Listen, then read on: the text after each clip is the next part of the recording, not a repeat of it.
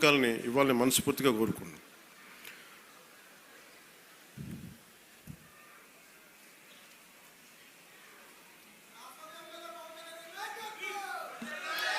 మాట అలాగే సంక్రాంతి అనగానే నేను మెయిన్గా ఎందుకు చాలా నాకు అనిపించిందంటే, గోదావరి జిల్లాలండి, కోడిపందాలండి, జోదాలండి,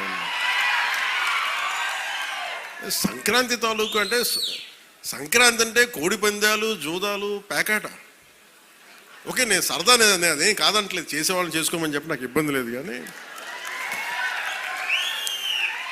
అంటే నేను తెలంగాణ స్నేహితులు కూడా చెప్తా ఉంటాను. హైదరాబాద్ నేనే ఇంట్లో ఉంటే, నేను హైదరాబాద్లో ఉంటే ఇప్పుడు 10 years బ్యాక్ మేము ఎక్కడికి వెళ్తా అంటే మేము భీమవరం వెళ్ళిపోతాం అండి, లేదంటే మేము తూర్పుగోదావరి వెళ్ళిపోతాం. దేనికి అంటే మేము అక్కడ ఈ కోడి పందాలకి ఎంత డబ్బులు వేస్తారని నాకు తెలియదు కూడా తెలియదు.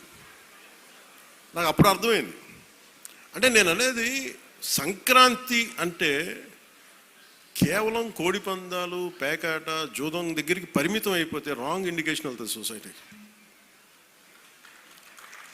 ఇంకెక్కడ వినో మనం. అది మార్పు రావాలి అంటే, ఎందుకంటే మన సంస్కృతిని మనల్ని దేనికైతే అసలు మూలం ఎట్లా ప్రారంభం అది మర్చిపోయాం అనుకోండి, మర్చిపోతే అది దారి తప్పేస్తాం. అప్పుడు మీకు మెకాలే చెప్పినట్టుగా ఒకరిని దెబ్బ కొట్టాలి, ఒకరిని సంస్కృతిని, దేశాన్ని వైపౌట్ చేయాలంటే ముందు వాళ్ళ సంస్కృతిని చంపేయడం. సో ఇది సంస్కృతి మూలాల్ని పరిరక్షించడానికి, మర్చిపోకూడదని చెప్పడానికే ఈ వేడుక ఈ రోజున పీఠిక. ఇది మొత్తం రాష్ట్రంలో ప్రతి నియోజకవర్గంలో ఇది అవ్వాలి. ఇది మనకి గోదావరి జిల్లాలో సంక్రాంతిని కోడిపందాలు ₹1,00,00,000 చేతులు మారుతాయి అనే మాట పోవాలి. సంక్రాంతి నుంచి భోగి మంటల్లో కలిపేయాలి.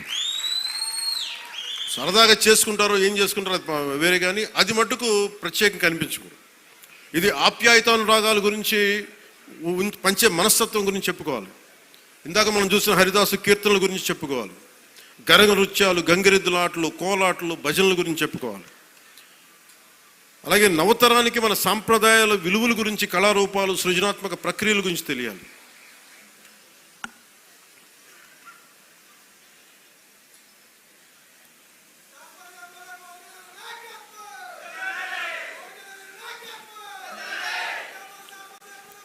సో నా ఉద్దేశంలో